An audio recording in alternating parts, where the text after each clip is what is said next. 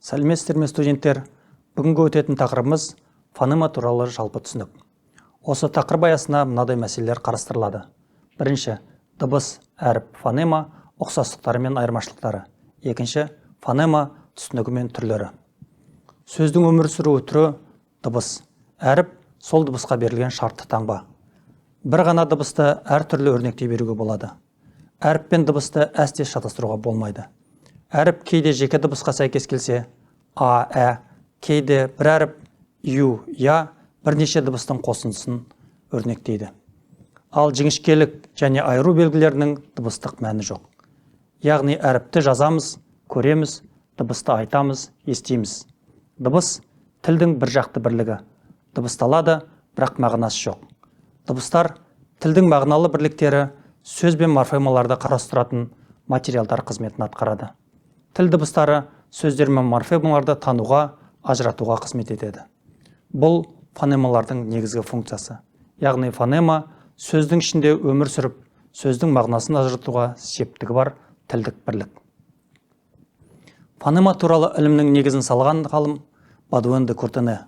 Ол «Некоторые отделы сравнительной грамматики славянских языков» атты еңбегінде фонема сөздің фонетикалық бірліктеріне қарағанда бөлінбейтін бөлшек екенін айтады. Бадуэн де Куртене фонологиялық үш теория жасады.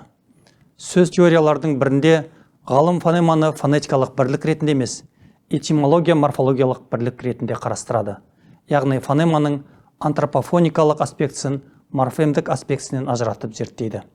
Келесі еңбектерінде фонема жайлы түсінігін өзгертіп, таза психологиялық тұжырым жасайды. Зерттеушінің фонема жайлы пікірі кейінгі кезде өз жалғасын тауып дамытылды. Соның негізінде әлем тіл білімінде түрлі мектептер, бағыттар қалыптасты. Мысалы, Ленинград фонологиялық мектебі ЛФМ, Мәскеу фонологиялық мектебі МФМ, Прага фонологиялық мектебі ПФМ, Аванесов теориясы, Бейнштейн теориясы, Смирницкий теориясы. Барлығының бастау алған арнасы Бадуэн де Куртененің ілімі. Ленинград фонологиялық мектебінің іргетасын қалаған, ғылыми ой тұжырымдарын қалыптастырып дамытқан, жетілдірген, өз мектебінің негізгі теориялық қағидаларының ғылыми аренада орын алып, орнығуына еңбек сіңірген ғалымдар Щерба, Зиндер, Матусевичтер болды. Аталған мектептің түлектері оның ұстанымдарын, идеяларын, әдіс-тәсілдерін басшылыққа ала отырып, туған тілінде өз зерттеулерін жүргізген. Оларға қазақ тілшілері Құдайберген Жұбанов, Ісмет Кеңесбаев тағы басқаларды жатқызуға болады.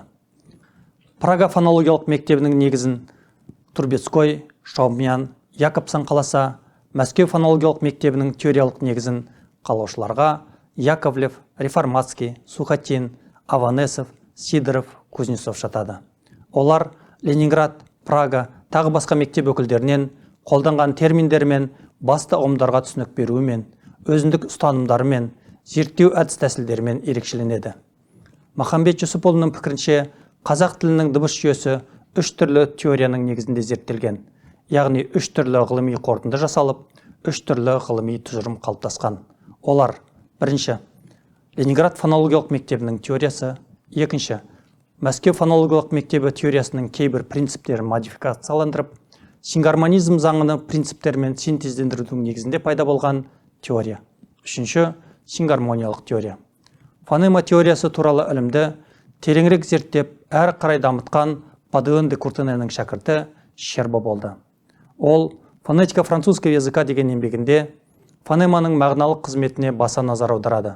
Ленинград фонологиялық мектебінің теориясы бойынша фонема сөздер мен олардың дыбыстық формаларын ажырататын, ары қарай бөлшектеуге келмейтін бірлік. Фонема сөз форма ажыратушылық және мағына ажыратушылық қызмет атқарады. Фонема сөзден тыс тұрып, ешқандай мағынаға ие бола алмайды. Фонеманың өмір сүру ортасы сөз. Сондықтан да қандай сөз болмасын белгілі бір фонемадан құралады.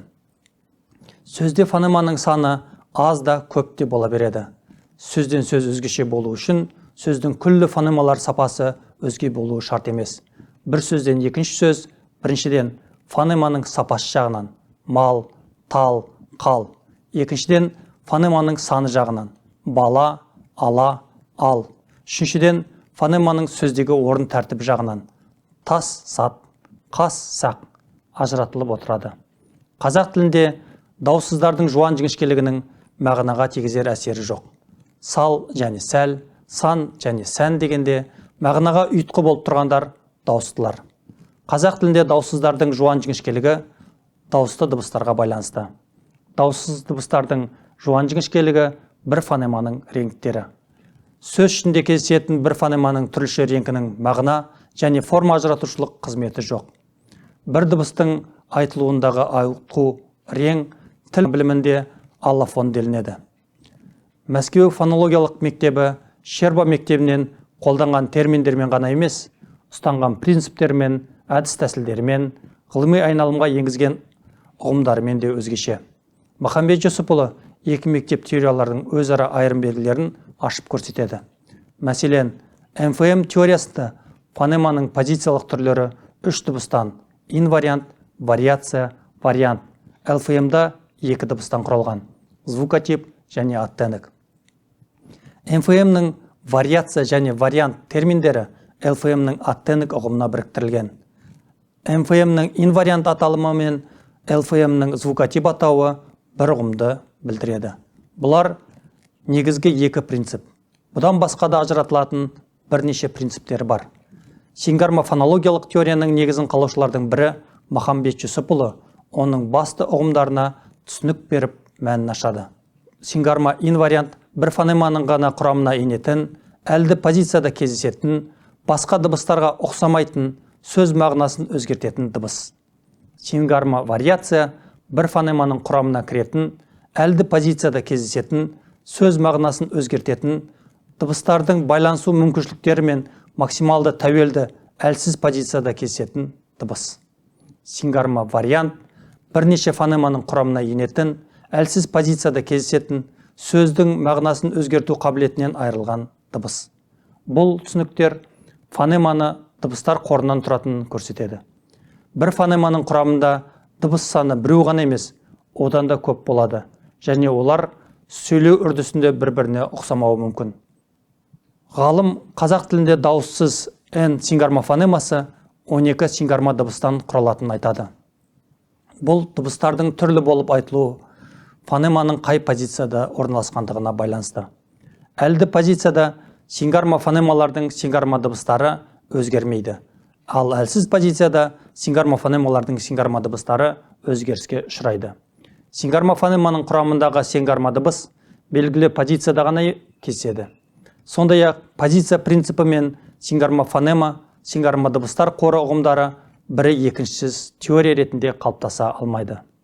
Махамбет Жүсіпұлы дауысты дыбыстар жүйесінде сингармо дыбыс типтен және сингармо дыбыс варианттан басқа сингармо вариат атты позициялық сингармо дыбыс бар екенін айтады.